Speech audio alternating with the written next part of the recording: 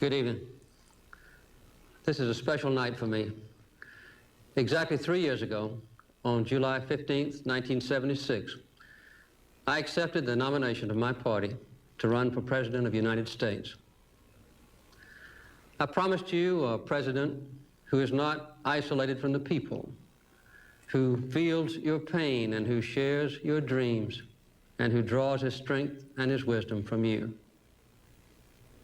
During the past 3 years, I've spoken to you on many occasions about national concerns: the energy crisis, reorganizing the government, our nation's economy, and issues of war, and especially peace. But over those years, the subjects of the speeches, the talks, and the press conferences have become increasingly narrow, focused more and more on what the isolated world of Washington thinks is important. Gradually, you've heard more and more about what the government thinks, or what the government should be doing, and less about our nation's hopes, our dreams, and our vision of the future. 10 days ago, I had planned to speak to you again about a very important subject: energy. For the 5th time, I would have described the urgency of the problem and laid out a series of legislative recommendations to the Congress. But as I was preparing to speak, I began to ask myself the same question that I now know has been troubling many of you. Why have we not been able to get together as a nation to resolve our serious energy problem? It's clear that the true problems of our nation are much deeper than gasoline lines or energy shortages, deeper even than inflation or recession. So I want to speak to you first tonight about a subject even more serious than energy or inflation. I want to talk to you right now about a fundamental threat to American democracy. I do not mean our political and civil liberties. They will endure. And I do not refer to the outward strength of America, a nation that is at peace tonight everywhere in the world, with unmatched economic power and military might. The threat is nearly invisible in ordinary ways. It is a crisis of confidence. It is a crisis that strikes at the very heart and soul and spirit of our national will. We can see this crisis in the growing doubt about the meaning of our own lives and in the loss of a unity of purpose for our nation. Our progress has been part of a living history of America, even the world. We always believed that we were part of a great movement of humanity itself, called democracy, involved in the search for freedom. And that belief has always strengthened us in our purpose. But just as we're losing our confidence in the future, we're also beginning to close the door on our past. In a nation that was proud of hard work, strong families, close-knit communities, and our faith in God, too many of us now tend to worship self-indulgence and consumption. Human identity is no longer defined by what one does, but by what one owns. But we've discovered that owning things and consuming things does not satisfy our longing for meaning. We've learned that piling up material goods cannot fill the emptiness of lives which have no confidence or purpose. The symptoms of this crisis of the American spirit are all around us. For the first time in the history of our country, a majority of our people believe that the next 5 years will be worse than the past 5 years. 2/3 of our people do not even vote. The productivity of American workers is actually dropping. And the willingness of Americans to save for the future has fallen below that of all other people in the Western world. As you know, there is a growing disrespect for government and for churches and for schools, the news media, and other institutions. This is not a message of happiness or reassurance, but it is the truth, and it is a warning. These changes did not happen overnight. They've come upon us gradually over the last generation, years that were filled with shocks and tragedy. We were sure that ours was a nation of the ballot, not the bullet, until the murders of John Kennedy and Robert Kennedy and Martin Luther King Jr. We were taught that our armies were always invincible and our causes were always just, only to suffer the agony of Vietnam. We respected the presidency as a place of honor until the shock of Watergate. We remember when the phrase "sound as a dollar" was an expression of absolute dependability, until 10 years of inflation began to shrink our dollar and our savings. We believed that our nation's resources were limitless until 1973, when we had to face a growing dependence on foreign oil. These wounds are still very deep. They have never been healed. Looking for a way out of this crisis, our people have turned to the federal government and found it isolated from the mainstream of our nation's life. Washington, D.C. has become an island. The gap between our citizens and our government has never been so wide. The people are looking for honest answers, not easy answers. Clear leadership, not false claims and evasiveness and politics as usual. What you see too often in Washington and elsewhere around the country is a system of government that seems incapable of action. You see a Congress twisted and pulled in every direction by hundreds of well-financed and powerful special interests.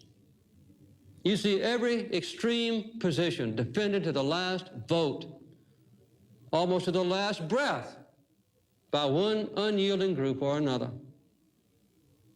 You often see a balanced and a fair approach that demands sacrifice, a little sacrifice from everyone, abandoned like an orphan, without support and without friends. Often you see paralysis and stagnation and drift. You don't like it, and neither do I. What can we do? First of all, we must face the truth, and then we can change our course. We simply must have faith in each other, faith in our ability to govern ourselves, and faith in the future of this nation.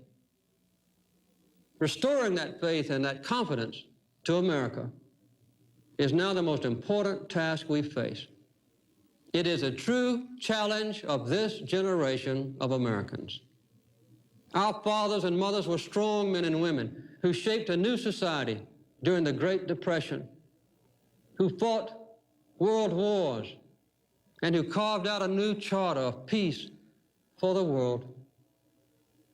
We ourselves are the same Americans who just 10 years ago put a man on the moon.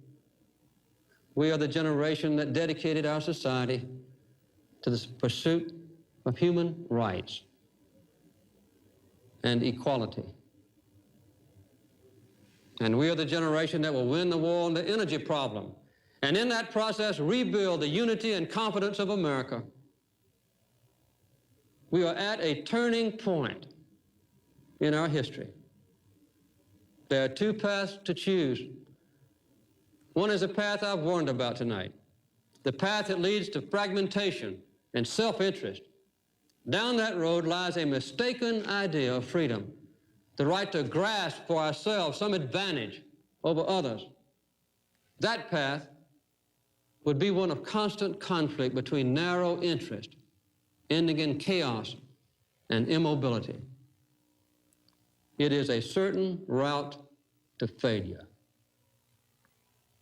All the traditions of our past, all the lessons of our heritage, all the promises of our future point to another path, the path of common purpose and the restoration of American values.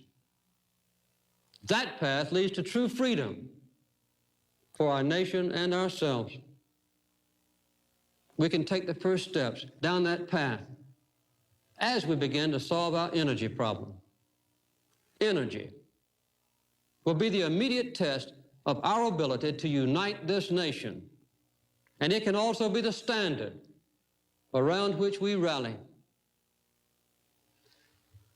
On the battlefield of energy, we can win for our nation a new confidence, and we can seize control again of our common destiny. In little more than 2 decades, we've gone from a position of energy independence to one in which almost half the oil we use comes from foreign countries at prices that are going through the roof.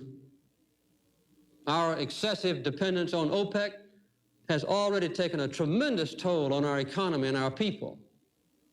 This is the direct cause of the long lines which have made millions of you spend aggravating hours waiting for gasoline. It's the cause of the increased inflation and unemployment that we now face. This intolerable dependence on foreign oil threatens our economic independence and the very security of our nation. The energy crisis is real. It is worldwide. It is a clear and present danger to our nation. These are facts, and we simply must face them.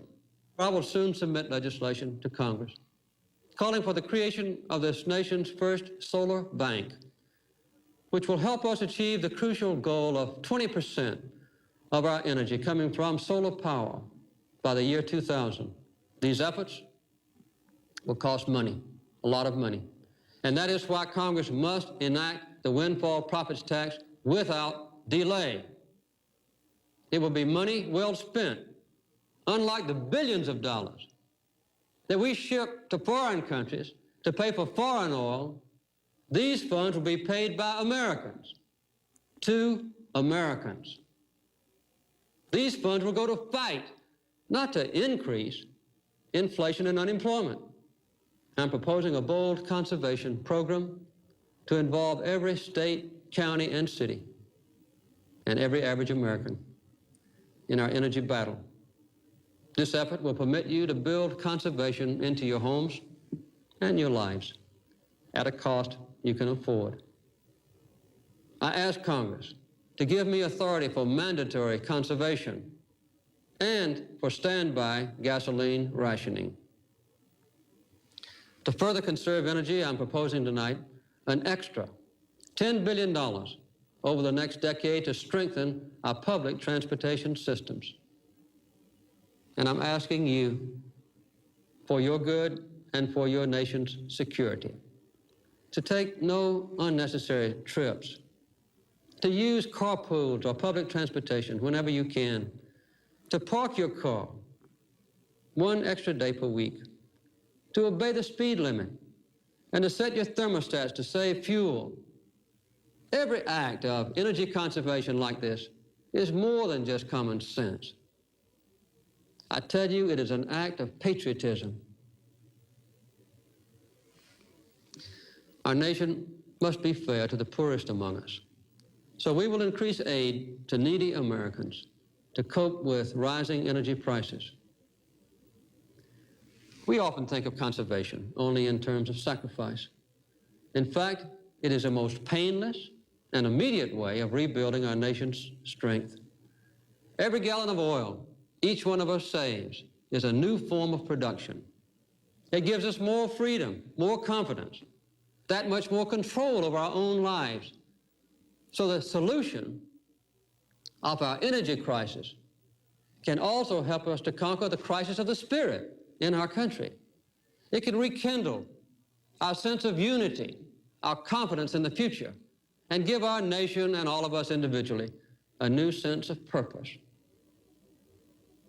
I do not promise you that this struggle for freedom will be easy. I do not promise a quick way out of our nation's problems, when the truth is that the only way out is an all-out effort. What I do promise you is that I will lead our fight, and I will enforce fairness in our struggle, and I will ensure honesty. Little by little, we can and we must rebuild our confidence. We can spend until we empty our treasuries, and we may summon all the wonders of science, but we can succeed only if we tap our greatest resources: America's people, America's values, and America's confidence. In closing, let me say this. I will do my best, but I will not do it alone. Let your voice be heard. Whenever you have a chance, say something good about our country. With God's help, and for the sake of our nation, it is time for us to join hands in America. Let us commit ourselves together to a rebirth of the American spirit, working together with our common faith. We cannot fail. Thank you and good night.